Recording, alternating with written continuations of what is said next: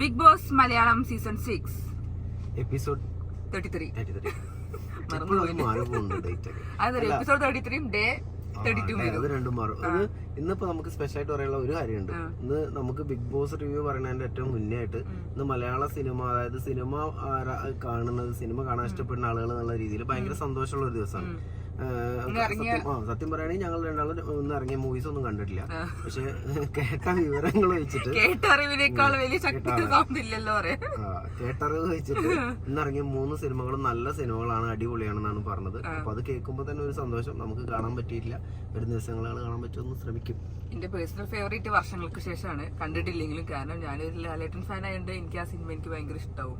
അതുകൊണ്ടാണ് ഞാനും ആലോചിക്കുന്നത്, വർഷങ്ങൾക്ക് ശേഷമാണ് ഞാനൊരു സിനിമ റിലീസിന് കാണാണ്ടിരിക്കുന്നത്. വർഷങ്ങൾക്ക് ശേഷം ഞങ്ങളെ കാണിക്കുന്നുണ്ട് പറയുന്നുണ്ട്. ആ വർഷങ്ങൾക്ക് ശേഷത്തുള്ള പബ്ലിക്കേഷൻ എന്നൊക്കെ പറയുന്നുണ്ട്. നിങ്ങള് കണ്ണടക്ക് വെച്ചപ്പുറത്തിരിക്കുന്ന ഒരു കിംവദന്തി ഫാൻസിന്റെ നിങ്ങളെന്താ ആരോ ട്രോളി ഉണ്ട് കേട്ടോ, അതറിഞ്ഞോ? ആ, ഞാൻ നിങ്ങൾക്ക് ലിങ്ക് അയച്ചിട്ടുണ്ട്. നമ്മളൊന്ന് ഉച്ചക്കിട്ട വീഡിയോ ട്രോളി ഉണ്ട്. നിങ്ങളെ പറഞ്ഞില്ല, നിങ്ങൾക്ക് ഈഗോ അടിക്കുന്നുണ്ട്. കുറച്ചുണ്ട് ഈഗോ കുറഞ്ഞു. എനിക്ക് എന്നെ മാത്രം ട്രോളി കൊണ്ട് ഇയാൾക്ക് പറ്റിയില്ല. എന്നിട്ട് പറഞ്ഞു ഇന്ന് ഇവര് ഒരു ട്രോളർമാർ നിങ്ങളെ ഏറ്റെടുത്തിട്ടുണ്ട്. സന്തോഷമില്ലേ? ഇനി ട്രോളർമാരും ഏറ്റെടുക്കണം, അല്ല വേറെ ആരെങ്കിലും കൂടെ ഒക്കെ ഏറ്റെടുക്കണം എന്നാണ് എന്റെ ഒരു ആഗ്രഹം. അതാണ് രണ്ടോ ആളുകളൊക്കെ നമ്പർ 1, 2, 3 ഒക്കെ വന്നിട്ടുണ്ട്. അപ്പൊ നമുക്കിനി എപ്പിസോഡിന്റെ റിവ്യൂ പോട്ടാ. ഇന്ന് എന്താ വെച്ചാൽ ഈദ് സ്പെഷ്യൽ ആണ് എന്തായാലും.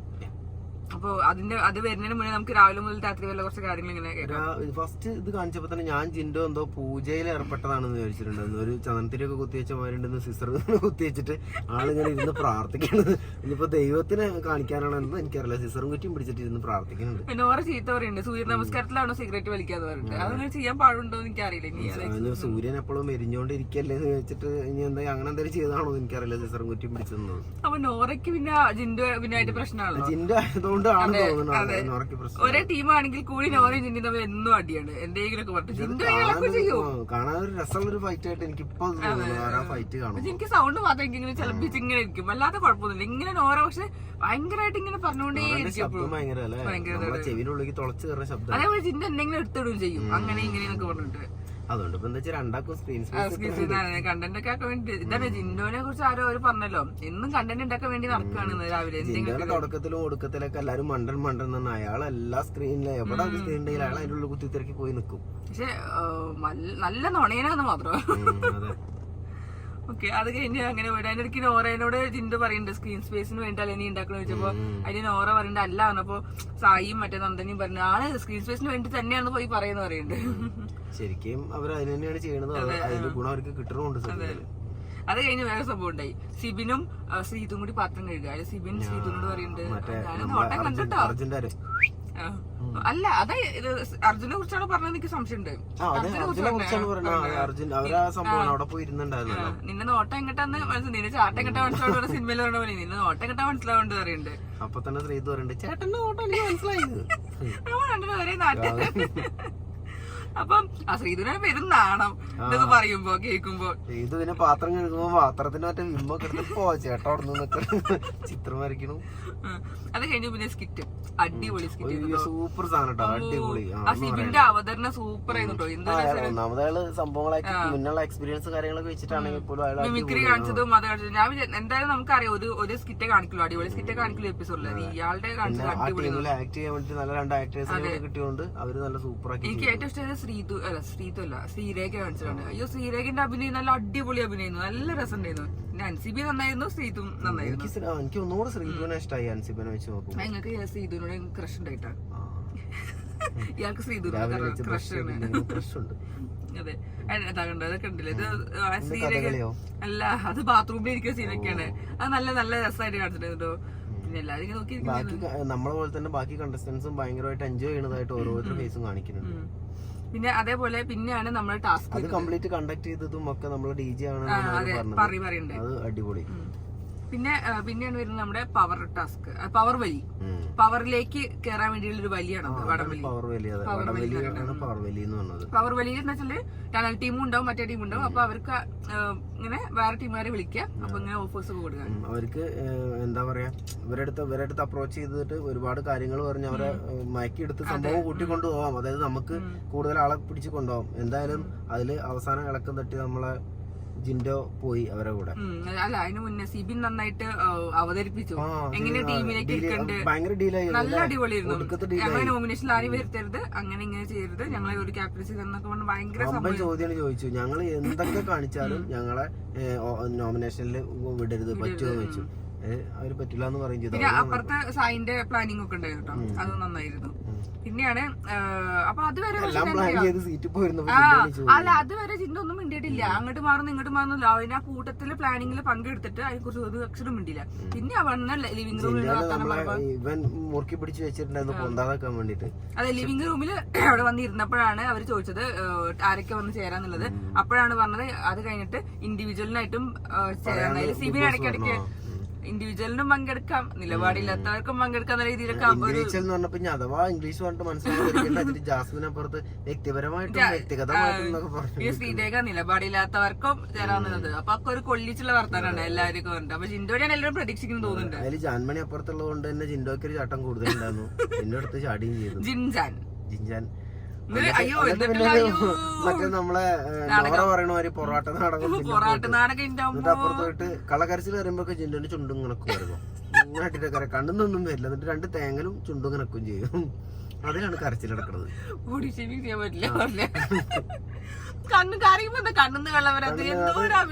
അവരുടെ നാട്ടിൽ ആ ഭാഗത്തേക്കൊക്കെ അങ്ങനെയാണ് ഒന്നും കാറ്റടിക്കണോണ്ട് കണ്ണിന്ന് വെള്ളം വരില്ല.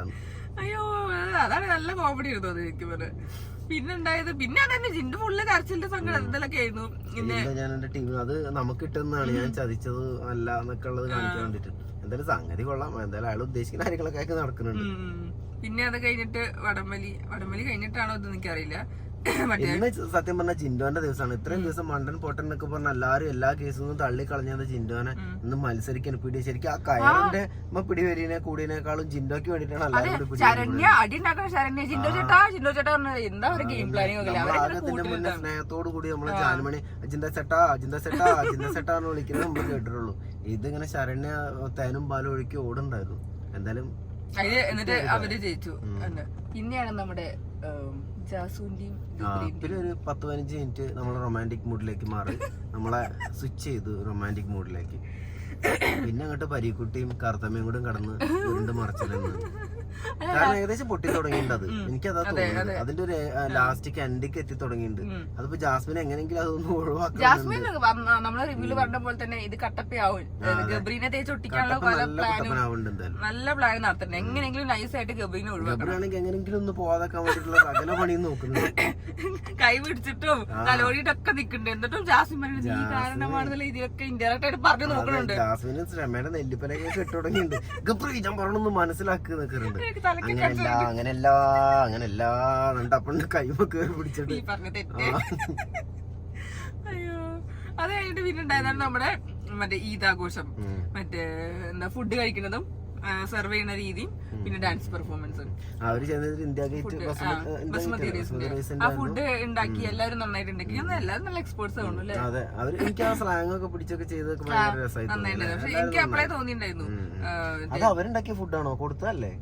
അവരുണ്ടാക്കിയല്ലേ? ഞാൻ വിചാരിച്ചു അത് കൊടുത്തതാവാനാണ് ചാൻസ്. അങ്ങനെ എന്നിട്ട് പിന്നെ നമ്മളെ ഇതിനെ സ്പോൺസർ ടാസ്ക് പോലെ അതിനെ കുറിച്ച് പറയാന്നോ. പക്ഷെ അതിന് മുന്നേ വേറെ സംഭവം ഉണ്ടായി. നമ്മുടെ ലാലേട്ടന്റെ ഒരു വിഷ് ഉണ്ടായിരുന്നു, ഈദ് വിഷ് ഉണ്ടായിരുന്നു. ഈദ് വിഷ് കഴിഞ്ഞിട്ട് നമുക്ക് ഫാമിലി വിഷുകളൊക്കെ ഉണ്ടായിരുന്നു. അതിലൊരാള് തകർന്നടിഞ്ഞു. ജാസ്മിൻ ടെൻഷൻ അടിച്ചിട്ട് അത്താന്റെ മുഖത്തിന് മാറ്റം വന്നു എന്ന് പറഞ്ഞിട്ട് ക്യാമറന്റെ മുന്നിൽ പോയിട്ട് ഇങ്ങനെ നോക്കിക്കുന്നുണ്ട്. ഇങ്ങനെ ക്യാമറയ്ക്ക് നോക്കിയിട്ട് കണ്ണൊക്കെ ഇതാക്കിയിട്ട് ടെൻഷനിലാണെന്നൊക്കെ. അതിൽ ഗബ്രി എന്നിട്ട് അങ്ങനെയല്ല ഞാൻ നോക്കിയപ്പോ എനിക്കത് നല്ലോണം തോന്നി, അങ്ങനെയല്ല പറയുന്നുണ്ട്. അതിനോട് എന്റെ അത്താണ് നിനക്കറിയോ? ഞാൻ കണ്ടിട്ടില്ലെങ്കിലും നീ പറയണത് വെച്ചിട്ട് അങ്ങനെയല്ല പറയുന്നുണ്ട്. അപ്പോഴേക്കും വിളിച്ചോണ്ടോ ഈ ഡാൻസും പാട്ടും കളിക്കാൻ. പക്ഷെ ഇവർക്കൊക്കെ പെട്ടെന്ന് മാറാൻ പറ്റുന്നുണ്ട്. ഡാൻസും പാട്ട് തുടങ്ങിയപ്പോ ജാസ്മിനെ ജാസ്മിൻ പറയുന്നുണ്ട് ബാക്കി എല്ലാവരും ചിരിച്ചു, എന്റെ അത്ത മാത്രം ചിരിച്ചില്ല, എനിക്ക് എന്റെ അത്തന്നെ എനിക്കെല്ലാം അറിയുള്ളൂ എന്നൊക്കെ പറയുന്നുണ്ടായിരുന്നു. പാവം അത്താക്ക് ഒരു ബ്ലോക്ക് കഴിഞ്ഞാൽ പിന്നെ എങ്ങനെയാണ് ചിരിക്കാൻ? അങ്ങനെ വെറുതെ ചിരിക്കാൻ പറ്റും. ഇടയ്ക്കിടയ്ക്ക് പറയുന്നുണ്ട്. പിന്നെ അതിനിടയ്ക്ക് ഗബ്രി വന്ന് സമാധാനിപ്പിച്ചിട്ടുള്ള ഡോക്ടർ ചിരിക്കണ്ടാറുണ്ടോ? ഗബ്രി ചിലപ്പോ എങ്ങനെങ്കിലും എന്തെങ്കിലും പറഞ്ഞ് വിശ്വസിക്കാൻ ചിലപ്പോ ഡോക്ടർ പറഞ്ഞിട്ടുണ്ടാവും അവിടെ ചിരിക്കാൻ പാടില്ല, ഡോക്ടർ പറഞ്ഞിട്ടുണ്ടാവും ചിരിച്ചിട്ടുണ്ടെങ്കിൽ ഹാർട്ടൊക്കെ ഇങ്ങനെ കുലുങ്ങുലടേ ഇതൊക്കെ ചിലപ്പോ അത് കഴിഞ്ഞ് പിന്നെ ഡാൻസ് പെർഫോമൻസ് ഏറ്റവും നന്നായി. അയ്യോ ഫസ്റ്റത്തെ ഡാൻസ് പെർഫോമൻസ് സൂപ്പർ ആയിരുന്നു. മറ്റേ അർജുനും ജാൻമണിയും തമ്മിലുള്ള കോംബോ രസമായി. പിന്നെ എല്ലാവർക്കും ഡാൻസ് കളിക്കാൻ നല്ല രസം, നല്ല ഇഴുകി ചേർന്ന് നന്നായിട്ട് അഭിനയിച്ചു. ഭയങ്കര രസമുള്ള സാധനമായിരുന്നു. അത് നിങ്ങള് ക്രഷുള്ള പാട്ടായിരുന്നു. ശ്രീതും അവരുടെ ടീം ഫുള്ള് പെണ്ണുങ്ങളെ ഫുള്ള് ആർട്ടിസ്റ്റുമാരാണ്. അവർക്ക് നന്നായിട്ട് കളിക്കാൻ അറിയാം. അതിൽ കളിച്ചത് ജെൻസിന് ആർക്കും കളിക്കാൻ അറിയില്ല. അതുകൊണ്ട് അത് വേറെ അത് അടുത്തത്. അത് കഴിഞ്ഞിട്ട് ലാസ്റ്റ് ശ്രീതു നല്ല ഭംഗിയായിരുന്നു. പിന്നെ അത് കഴിഞ്ഞ ഏറ്റവും ലാസ്റ്റ് ആണ് നമ്മുടെ നോറയും മറ്റേ നന്ദനിയും പിന്നെ ഒപ്പം 4 ആണുങ്ങളുണ്ടായിരുന്നു. 4 മല്ലന്മാർക്ക് ഡാൻസ് കളിക്കാൻ അറിയില്ല. 4 മല്ലന്മാർ കിടന്ന് അങ്ങോട്ടും ഇങ്ങോട്ടും പിടിയും വലിയും തൂക്കിയെടുത്ത് എറിയണൊക്കെ ഉണ്ട്. സായി ജിന്നെ സായി ഇടയ്ക്ക് കളിക്കാൻ പോയപ്പോ മറ്റേ അഭിഷേക് ഒന്നും മാറി ഡാൻസ് ഭയങ്കരമായിട്ട് തകർത്തു. എന്തായാലും ഞാൻ വേറെ ബോഡി ഇത് ഷോ ആണെന്ന് വിചാരിച്ച ഡാൻസ് ഇങ്ങനെയൊക്കെയാണ് സ്റ്റെപ്പ് പിടിക്കുന്ന ചിന്തൊക്കെ. അവരെല്ലാരും നല്ല ചിരി ചെയ്യുന്നുണ്ട്, എല്ലാവരും കാണികളായിട്ട്. പക്ഷെ അതും ഒരു ഭയങ്കര രസമായി. ഡാൻസ് കളിക്കാൻ അറിയാത്തവരെല്ലാരും കൂടെ ഡാൻസ് കളിക്കണത്. അത് കഴിഞ്ഞിട്ട് പിന്നെ ഏറ്റവും വേറെ സംഭവം ഉണ്ടായി. ജാൻമണിനോട് സായി ചെന്ന് സോറി പറഞ്ഞു. അത് എല്ലാരും നോട്ട് ചെയ്തിട്ടുണ്ടോ എന്താണാവോ. ജാൻമണിനായിട്ട് ആ പെയിന്റ് അടിച്ച വിഷയത്തിൽ സായി ചെന്ന് പറയുന്നുണ്ട് സോറി. അത് അപ്പൊ സംഭവിച്ചു പോയി. അപ്പൊ സായി സോറി പറഞ്ഞു.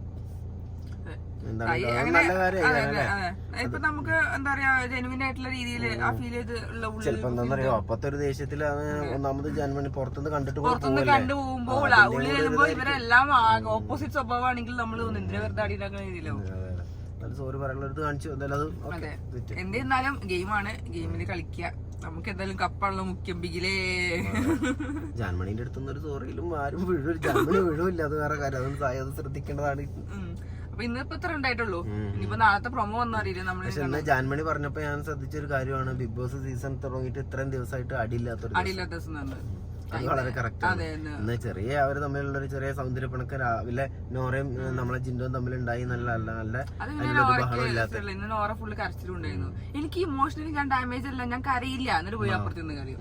കണ്ണെന്നുള്ള ഇത് കണ്ടോ, ഇത് മഴ വരാൻ നേരത്ത് എന്റെ കണ്ണെന്ന് ഇങ്ങനെ ഒരു സംഭവം ഉണ്ടാവലുണ്ട് സാധാരണ എന്നൊക്കെ പോയിട്ടാണ്. അപ്പൊ ഇന്നത്തെ ദിവസം ശാന്തമായിരുന്നു. അടി ഉണ്ടായില്ല എന്നുള്ളത് ശരിയാണ്. പക്ഷെ ഉറക്കം വരുന്ന ഒരു എപ്പിസോഡ് തന്നെ ആയിരുന്നു സത്യത്തില്. അടിയില്ല എന്നുള്ളത് നമുക്കൊരു അടി ഉണ്ടായാലേ നമുക്കൊരു എനർജി ഉണ്ടാവുള്ളൂ അല്ലേ. അതിന് നമ്മുടെ അകത്ത് മാത്രമല്ല പുറത്തുണ്ട് അടി ഉണ്ടാവണം അല്ലേ. അതെ, പുറത്തു അടി ഉണ്ടാവണം. അല്ലെങ്കിൽ ആരെങ്കിലും അടി ഉണ്ടാക്കൊണ്ടിരിക്കണ ഒന്ന് കാറിന്റെ ഉള്ളിൽ നിന്ന് കാറിനുള്ളിലേക്ക് സീറോടെ ചില നമുക്കൊരു ചിരിക്കണം. അങ്ങനെ എന്തെങ്കിലും സംഭവം ചിരിക്കലാണ് മനുഷ്യ. അലറല്ല ചെയ്യാ. അപ്പൊ ഇത്ര ഉള്ളു ഗൈസ്. ഇനി നമുക്ക് നാളെ ഉച്ചക്ക് ശേഷം അതുവരെ ലൈവ് അപ്ഡേറ്റ്സിന്റെ ബൈ.